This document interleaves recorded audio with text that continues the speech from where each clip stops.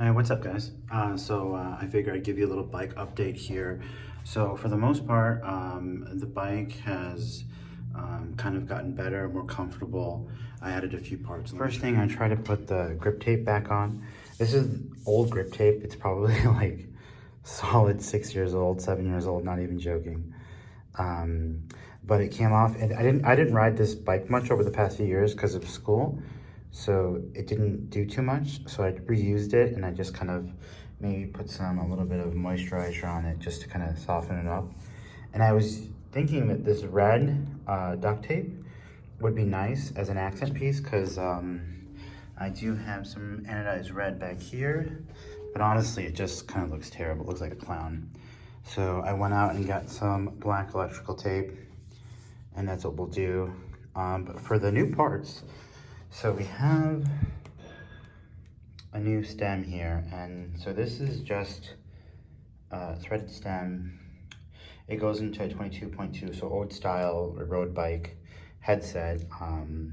But the thing is, once I put this on, I noticed like just the bike was just perfectly sized for me, you know. And it's funny because the bike's always been a little bit uncomfortable, but I've ridden it, you know, I've ridden hundreds of miles on this thing.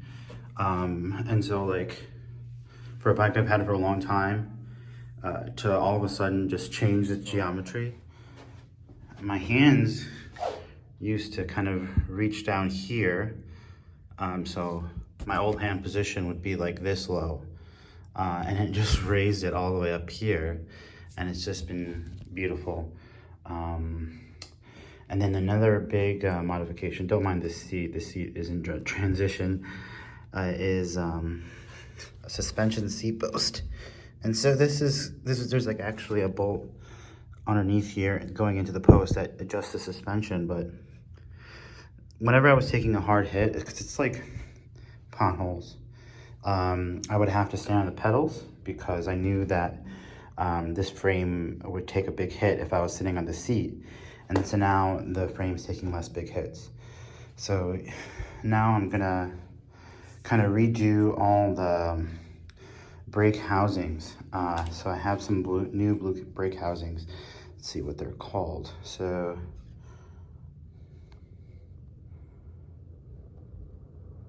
yeah, so it's AKANTOR and AKANTOR. Because when I moved the handlebars up, it raised the brake levers up, and so my old housings didn't fit, and I'm glad I replaced them because this new blue housing is so less brittle. This old housing is maybe 10 years old, so maybe more, so who knows. Yeah, it could be some of it's original, so it could be like 30 years old. This bike is, I looked it up, it's like mid-80s, so it's my age, if not older. Probably older. So and then future upgrades. So the back powertrain is good.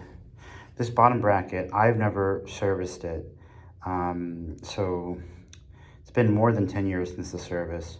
It could be never, so that'd be interesting. It's not crunchy.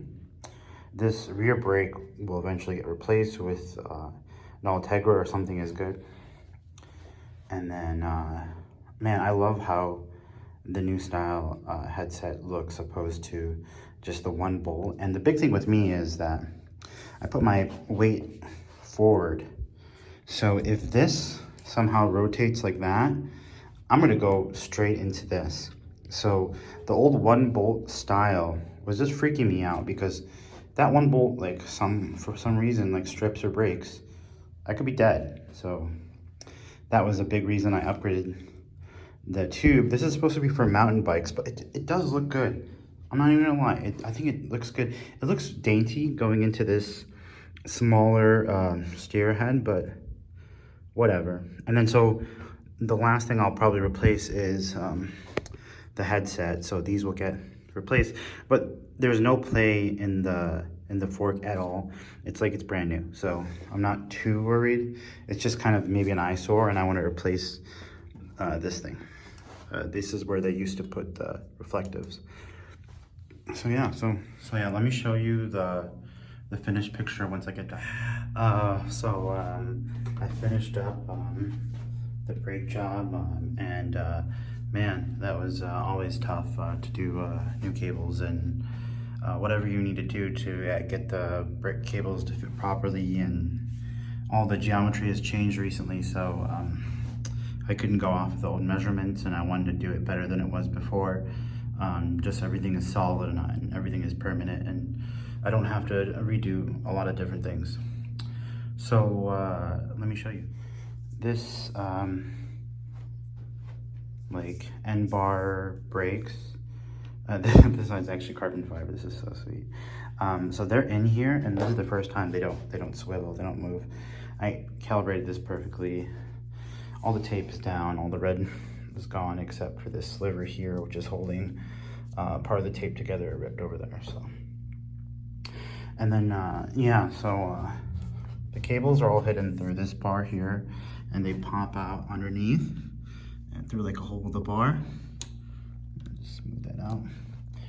And then so this is like off of like a really old bike that I have. It's just an inline brake handle, and this is not a great part, but it's a sentimental part, so it's on there. This is solid. And then so because I have the inline on the right hand, this has to come out before the bottom here. So but I think it still looks good, and I got the name on there, which is pretty sweet. Yeah, and all the ends have like proper caps, and you know, so those are crimped. And then back brakes are reinstalled. This caliper is so squeaky. If you want to listen to it, it's hilarious. So yeah, so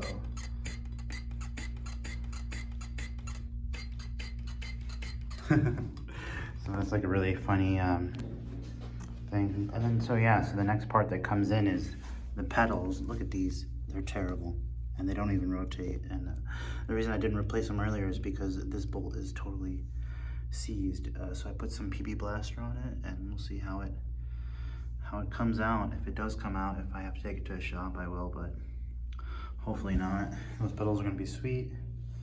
And then yeah, so everything is coming along. The bike's better than it's ever been. I'm really excited. The colors came together really well. I'm loving the blue. So unique. It's a little just a sweet touch.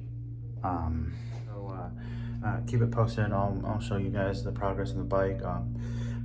It's about, I think, halfway there, and then we're gonna take it 100%. So that's what's in store for this series of my retro bike.